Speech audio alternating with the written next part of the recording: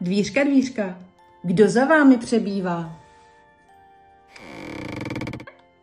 Já, adventní pátračka. Ahoj, všichni rodiče dobrodruhů a malých pátračů. Mám tu něco, co dětem zaručeně zpříjemní čekání na Ježíška. A nám rodičům ušetří spoustu vymýšlení.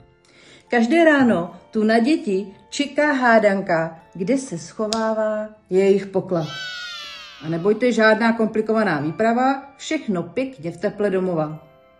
Dvířka můžete postavit, pověsit, anebo ozdobit ledničku, protože dvířka mají magnetku.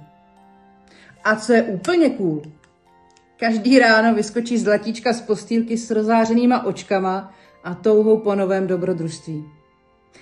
Tahle kouzelná dvířka a originální hádanky na celý advent najdete na www.slevomat.cz